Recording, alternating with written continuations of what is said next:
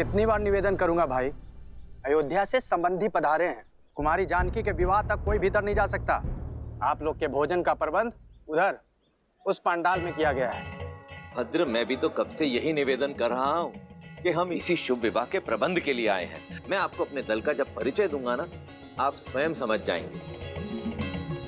इन दोनों को देखते हैं, ये दोनों संसार के सर्वश्रेष्ठ रसोइये हैं और ये नन्हा सा नटखट बालक इनका सहयोगी है। और ये जो पंडित जी हैं, ये तो इतने प्रकांड पंडित हैं कि इनके ज्ञान की तुलना आप स्वयं ब्रह्मा जी से कर सकते हैं। और ये देवी जी जो खड़ी हैं, ये अद्वितीय नृत्यांगना तो हैं ही, परंतु जब वाद्य यंत्र पर अपनी उंगलियां फेरती हैं तो ऐसा लगता है कि स्वयं देवी सरस्वती आ गई हो। और मैं हूं इस दल का मुखिया रामाश्रय, और ये हैं मेरी सहयोगी। अब हम भीतर जाएं? आओ। रुको, ये मिथिला का राजमहल है और विवाह राजकुमारी जानकी का। महाराज ने सभी प्रबंध सज किए हुए हैं, आपकी कोई आवश्यकता नहीं है। और हाँ, भोजन करना है तो आप लोग उधर जा सकते हैं। भोजन नहीं, हमें तो प्रबंध देखने जाने दीजिए। जाओ।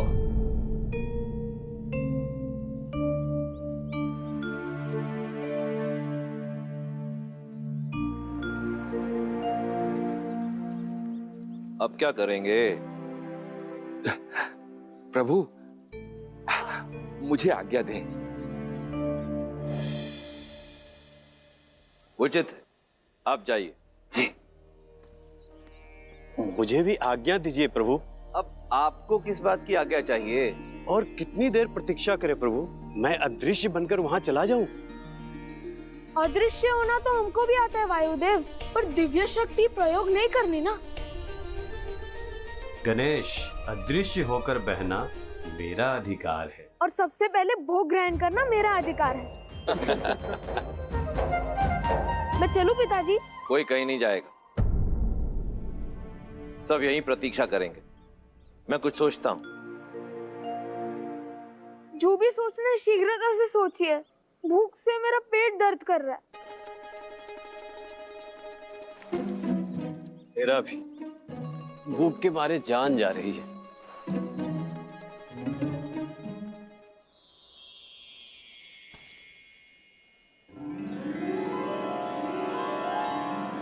भूख से मुंह कुमला गया है पुत्र, ये लो खाओ। इस पे मेरा अधिकार। अरे तुम तो और भी ज्यादा भूखे लग रहे हो। लो ये पूरी टोकरी तुम ही रख लो। ये टोकरी का मैं क्या करूंगा माता? मुझे तो केवल ये रसीले फल चाहिए।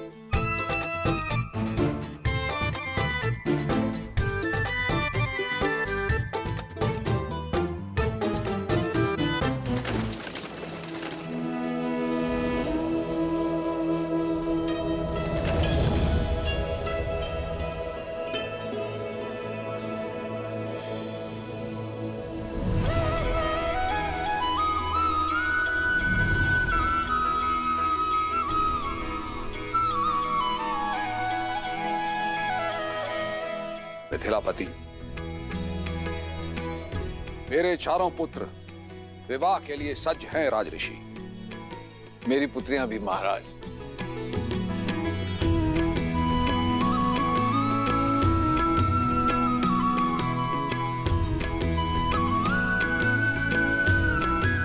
विराजी।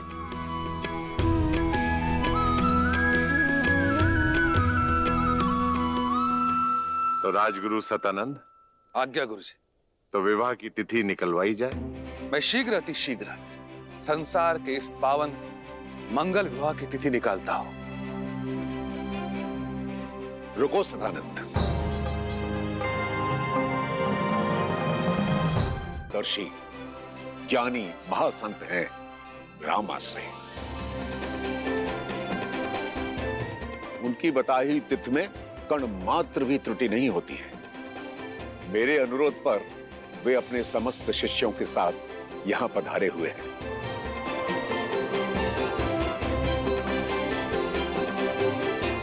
मैं देख सकता हूं वो अपनी साथियों के साथ महल के द्वार पर प्रवेश कर चुके हैं।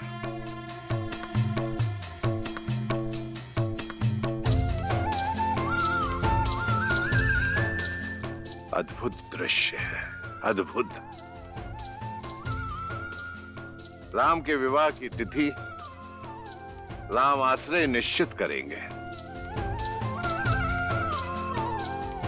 राम, जाओ जाकर उन्हें ससम्मान अंदर ले आओ।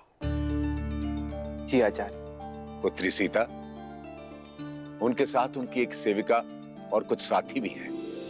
उनका तुम स्वागत करो, मंगलमय होगा। जो आगे।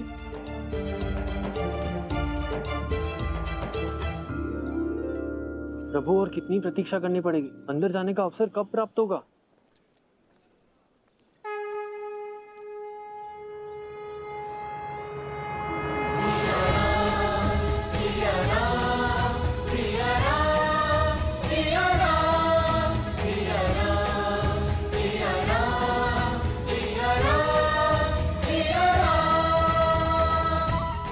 हम सबकी प्रतीक्षा समाप्त, क्योंकि हम सबका स्वागत करने के लिए स्वयं नारायण और देवी लक्ष्मी पधार रहे।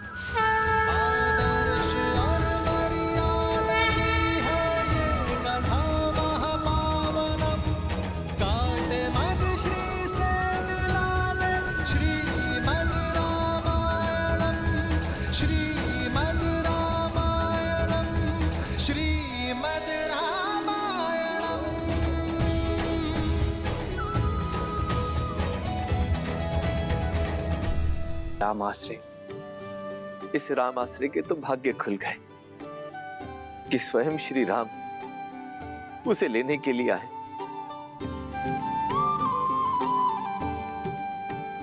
देवी गौरिका समेत आप सभी को सीता का प्रणाम।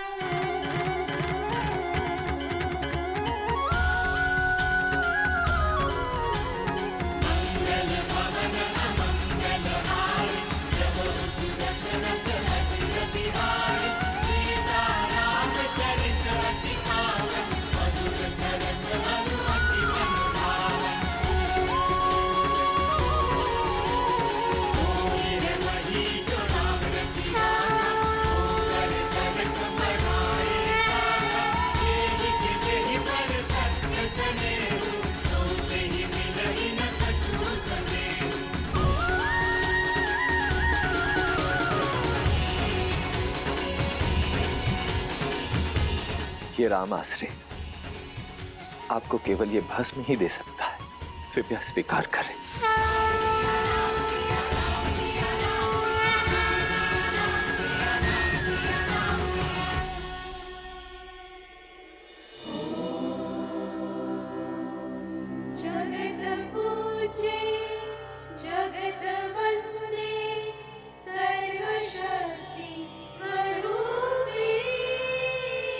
आइए।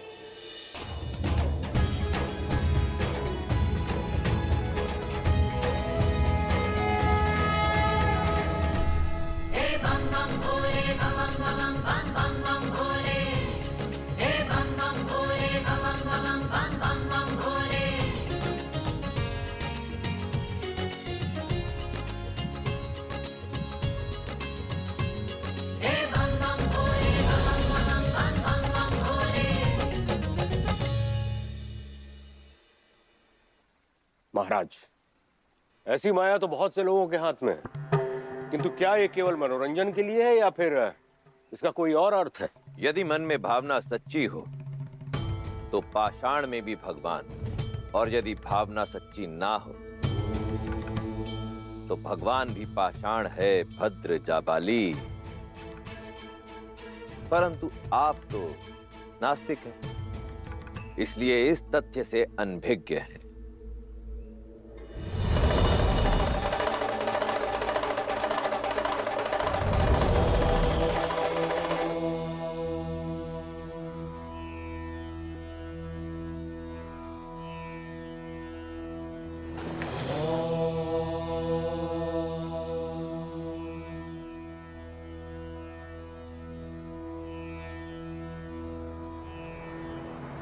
असंभव।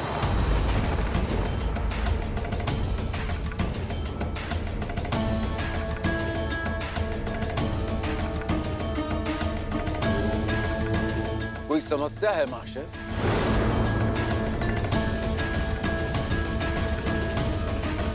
दशरथ नंदन श्री राम की जय। शिव धनुष भंजन श्री राम की जय। दशरथ नंदन श्री राम की, शिव धनुष भंजन श्री राम की। दशरथ नंदन श्री राम की जय। शिव धनुष भंजन। पिताश्री,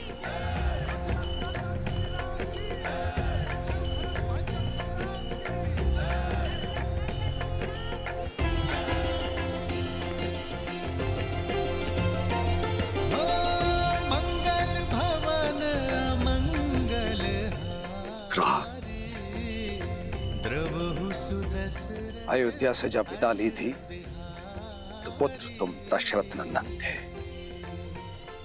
और आज तुमसे यहां भेंट हो रही है तो मैं राम का पिता हूं। इतने कम दिनों में मेरा पुत्र इतना बड़ा हो गया।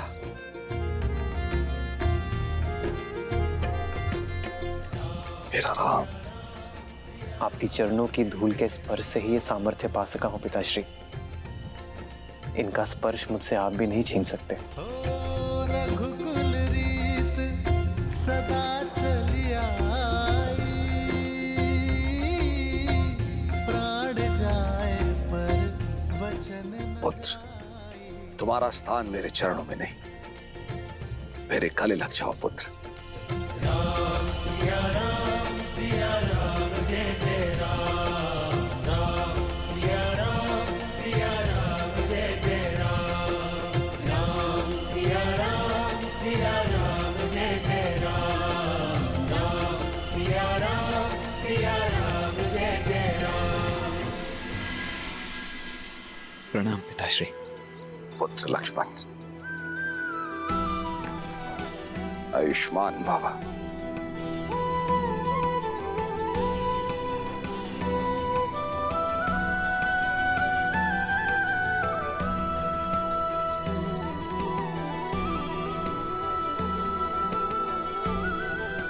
प्रणाम।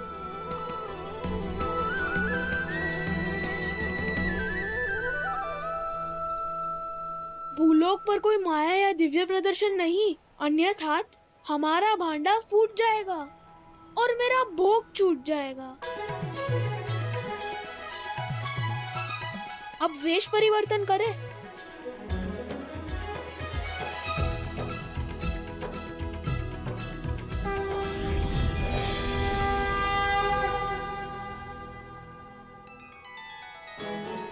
देवी सरस्वती और नंदी, संगीत का कार्यभार आप संभालेंगे। मैं वायुदेव, मैं विवाह का पंडाल बनाऊंगा। मैं अग्निदेव और मैं स्वादिष्ट भोजन का प्रबंध करूंगा। और मैं आपका सहायक बन जाता हूँ। भोजन जाएगा तो रसोई घर से बन के ही ना। उचित है, मैं इस समूह का मुखिया बनूं, त्रिलोकदर्शी साधु। और मैं आपकी सेविका।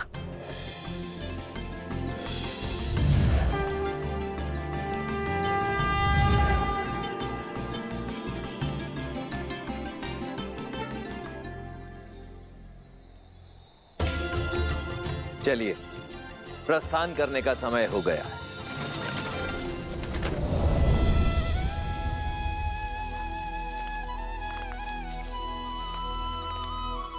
प्रभु, हम तो आपके ही पधारने की प्रतीक्षा में थे। हर कल्प और हर राम अवतार की भांति क्या इस बार भी मुझे आपका मार्गदर्शन करने का सौभाग्य प्राप्त होगा? काकभूषण देव, आपको ये प्रश्न पूछने की कोई आवश्यकता ही नहीं, क्योंकि जो स्वयं मेरे प्रभु श्री राम की कई जीवन लीलाओं का साक्षी बना, उनसे अच्छा मेरा मार्गदर्शन भला और कौन कर सकता है?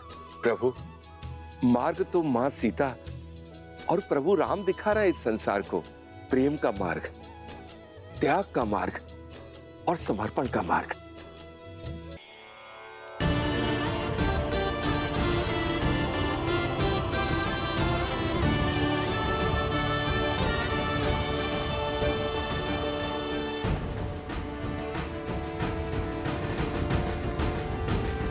राम सिया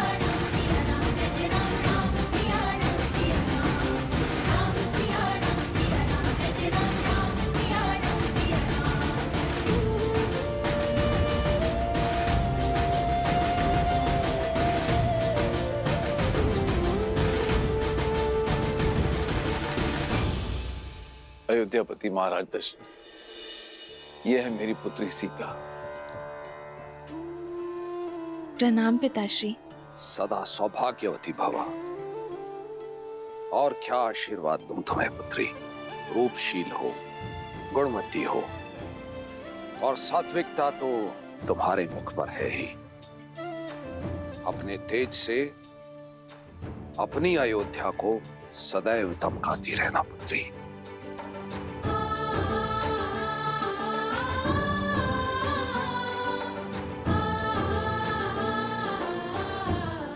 राम, तुमने गुरुओं से सीखी सारी योग्यता लगा दी है इस चैन में। राजी,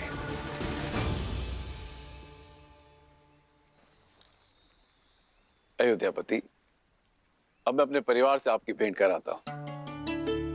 सीता की माता से तो मिल ही चुके हैं आप। प्रणाम। ये मेरी छोटी पुत्री उर्मिला, ये मांडवी श्रुतकीर्ति, ये दोनों मेरे अनुज कुशाध्वज की पुत्रियां हैं।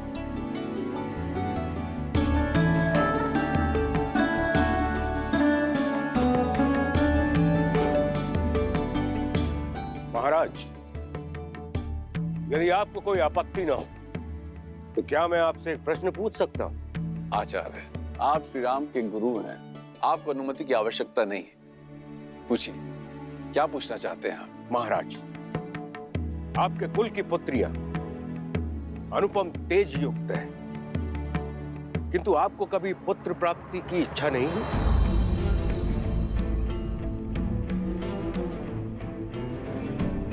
या फिर कभी इस बात का भय नहीं सताया कि आपकी मृत्यु के बाद आपको तर्पण कौन देगा,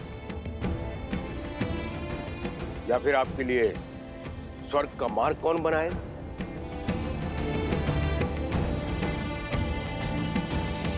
क्षमा चाहता हूं ऋषिवर, किंतु मैंने वेद, उपनिषद, स्मृतियों का गहन अध्ययन किया, किंतु कहीं भी ऐसा कोई उल्लेख नहीं है कि पुत्रियों का मान, उनका पद, उनके अधिकार किसी भी रूप में पुत्रों से कम या नीचे होते हैं। न मान में, न पद में, न ही अधिकार में। मेरी पुत्री सीता ने केवल मुझे ही नहीं, अपितु मिथिला को भी एक नया जीवन दिया। बंजर भूमि में अमृत की बूंद बनकर उभरी मेरी पुत्री सीता। जिस पुत्री ने मिथिला को नर्क से बचाया, उस पुत्री के होते मुझे स्वर्ग की क्या चिंता ऋषिवर। और सत्य तो यह है, सीता के जन्म के बाद मैंने मृत्यु और मृत्यु के बाद की चिंता करना बंद कर दिया है। अद्भुत, अद्भुत मिथिला नरेश। आज मुझे मेरे एक और प्रश्न का उत्तर मिल गया। किंतु महाराज, मैं ठहरा नास्तिक, और लोगों का यह मानना है कि मुक्ति जो है पुत्र प्राप्ति के बाद ही होती है। कदाचित मेरे मुक्ति के मार्ग के लिए ही महादेव ने मुझे एक योग्य पुत्र दे दिया है, मेरा जमाता राम।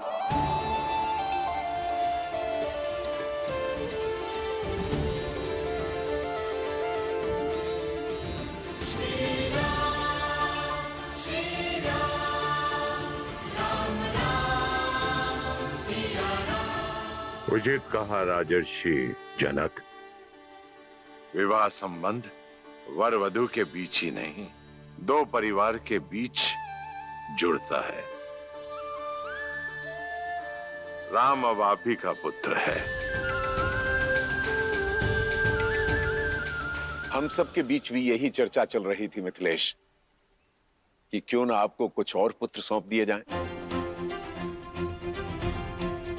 मैं आपका तात्पर्य नहीं समझा ऋषिवर। आपकी 4 पुत्रियां हैं जनक, और अयोध्या के 4 राजकुमार। इससे सुंदर संजोग और संबंध नहीं हो सकता। लक्ष्मण और उर्मिला, भरत और मांडवी, शत्रुघ्न और श्रुतकीर्ति का मेल आयु और गुण के अनुसार उत्तम होगा।